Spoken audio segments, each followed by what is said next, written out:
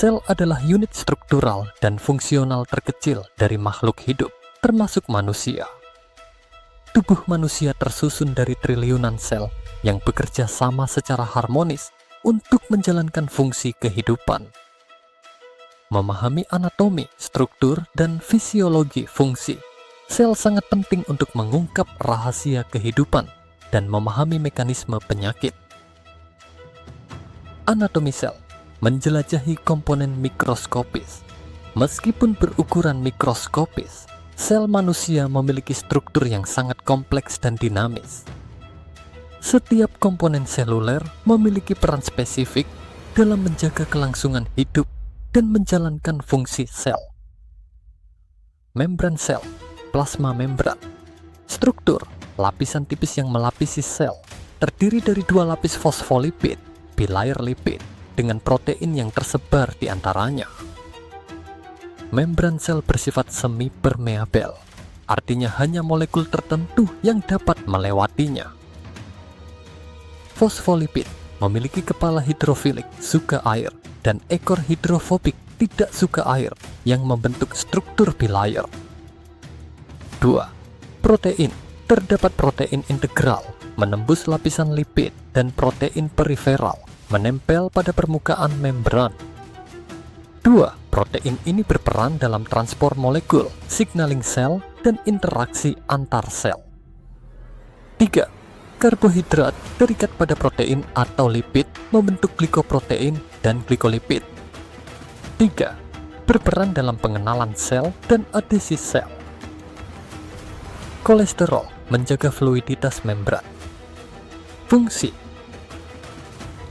Barier selektif mengontrol keluar masuknya zat dari dan ke dalam sel, menjaga keseimbangan internal sel. 2. Komunikasi sel menerima dan meneruskan sinyal dari lingkungan luar sel melalui reseptor protein. 3. Interaksi antar sel memungkinkan sel untuk berinteraksi dan membentuk jaringan. Tempat reaksi kimia. Beberapa reaksi kimia penting terjadi di membran sel, seperti reaksi enzimatik dan transport elektron. B. Sitoplasma struktur, cairan seperti gel yang mengisi ruang antara membran sel dan nukleus. Di dalamnya terdapat berbagai organel, sel, dan sitoskeleton. Sitosol, bagian cair dari sitoplasma, mengandung air, ion, protein, karbohidrat, dan lipid. 2. Organel sel, struktur subselular yang memiliki fungsi spesifik. 3. Sitoskeleton, jaringan serat protein yang memberikan bentuk, dukungan, dan pergerakan pada sel. Fungsi. Tempat reaksi metabolisme.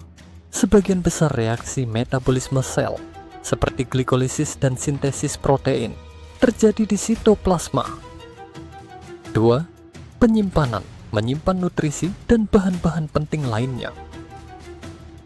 3. Transportasi, menjadi media transportasi zat-zat di dalam sel.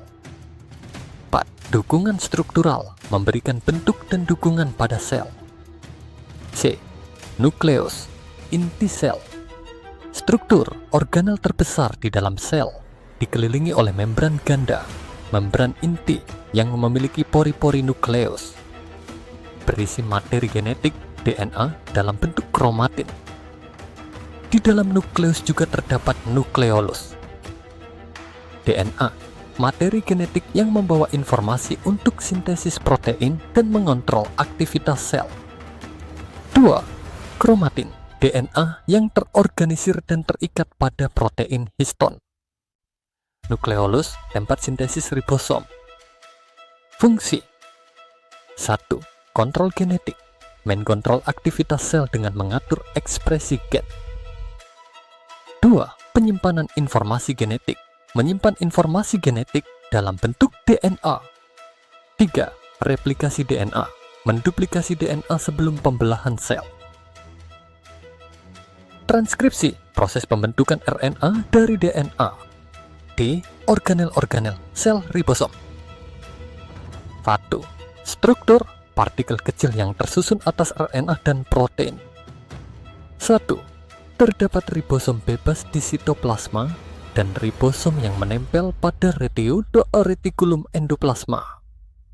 2. Fungsi mensintesis protein. Retikulum endoplasma T. Struktur jaringan membran yang berhubungan dengan membran inti. Terdiri dari RE kasar ditempeli ribosom dan RE halus tidak ditempeli ribosom. 2. Fungsi kasar, sintesis protein dan modifikasi protein, pelipatan glikosilasi. RE halus, sintesis lipid, metabolisme karbohidrat, detoksifikasi obat dan racun. Badan Golgi, aparatus Golgi. 1. Struktur tumpukan kantung pipih yang disebut sisterna. 2. Fungsi memodifikasi, menyortir, dan mengemas protein dan lipid yang dihasilkan RE untuk disekresikan keluar sel atau dikirim ke organel lain. Mitokondria.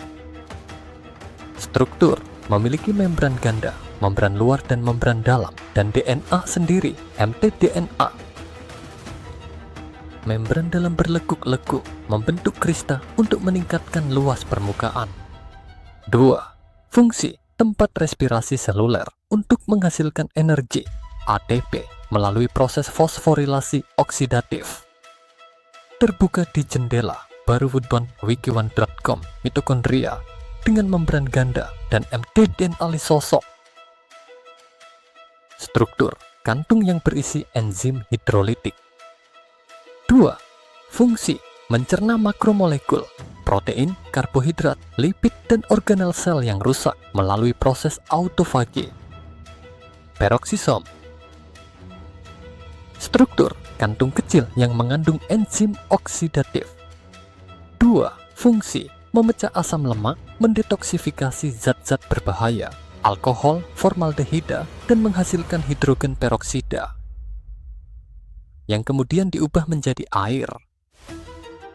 Sitoskeleton struktur jaringan serat protein yang tersebar di seluruh sitoplasma. Terdiri dari mikrotubulus, berbentuk tabung tersusun atas protein tubulin. Berperan dalam pergerakan sel, transportasi organel, dan pembelahan sel. 2. Mikrofilamen berbentuk benang tipis tersusun atas protein aktin. 2. Berperan dalam kontraksi otot, pergerakan sel, dan pembentukan sitoplasma. 3. Filamen intermediate berbentuk serat yang lebih tebal dan kuat, memberikan kekuatan mekanik pada sel. Fungsi memberi bentuk dan dukungan struktural pada sel, menjaga bentuk sel dan posisi organel. 2. Membantu pergerakan sel, memungkinkan sel untuk bergerak dan berubah bentuk. Transportasi intraseluler, membantu pergerakan organel dan vesikel di dalam sel. Pembelahan sel, berperan dalam pembagian kromosom saat pembelahan sel. Fisiologi sel mengungkap dinamika kehidupan sel bukanlah struktur statis, melainkan entitas dinamis yang terus-menerus melakukan aktivitas untuk mempertahankan kehidupan. Metabolisme.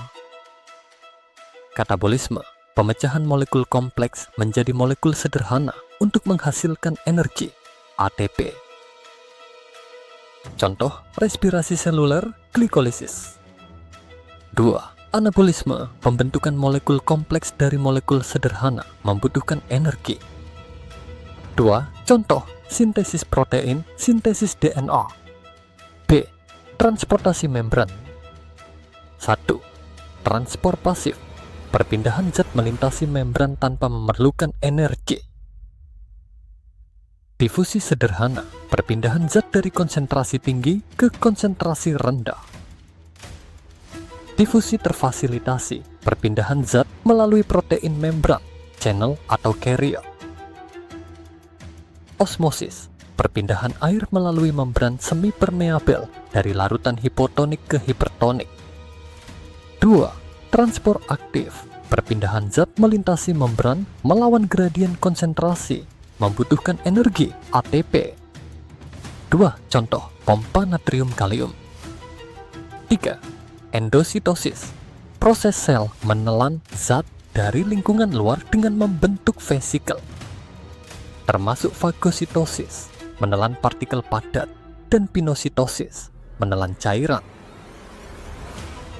Eksositosis, proses sel mengeluarkan zat ke lingkungan luar dengan menggunakan vesikel. C. Signaling sel. 1. Komunikasi antar sel. Sel berkomunikasi dengan sel lain melalui molekul sinyal, ligan yang berikatan dengan reseptor pada membran sel. 2. Jalur signaling, rangkaian reaksi kimia yang dipicu oleh ikatan ligan reseptor, menghasilkan respons seluler tertentu. D. Siklus sel. Interfase, fase pertumbuhan dan persiapan untuk pembelahan sel. 1. Terdiri dari fase G1, pertumbuhan, replikasi DNA, dan G2, persiapan mitosis. 2. Fase mitosis, fase pembelahan nukleus, menghasilkan dua sel anak yang identik.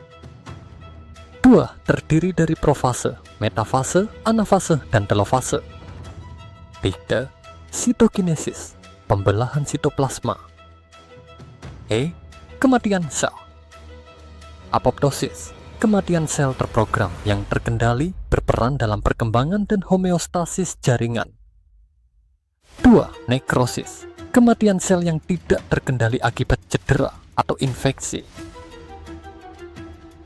Aplikasi dalam kedokteran molekuler, pengetahuan tentang anatomi dan fisiologi sel sangat penting dalam kedokteran modern, terutama dalam pengembangan diagnosis dan terapi penyakit. 1. Diagnosis penyakit, mendeteksi kelainan pada tingkat seluler dan molekuler, misalnya dengan analisis genetik, pemeriksaan protein biomarker, dan mikroskopi. 2. Terapi target, mengembangkan obat yang secara spesifik menargetkan molekul atau jalur signaling tertentu yang terlibat dalam proses penyakit. 3. Terapi gen, memperbaiki atau mengganti gen yang rusak untuk mengobati penyakit genetik. Rekayasa jaringan, membuat jaringan dan organ baru dari sel pasien sendiri untuk transplantasi. Kesimpulan, sel adalah unit kehidupan yang menakjubkan. Dengan memahami anatomi dan fisiologi sel secara lengkap, kita dapat mengungkap rahasia kehidupan dan mengembangkan strategi baru untuk mencegah, mendiagnosis, dan mengobati penyakit. Terbuka di jendela baru gramedia.com nukleus dengan DNA, kromatin, dan nukleolus. Terbuka di jendela DD. Tergugat jendela baru bioearthworm.wordpress. Membran sel dengan protein integral dan periferal.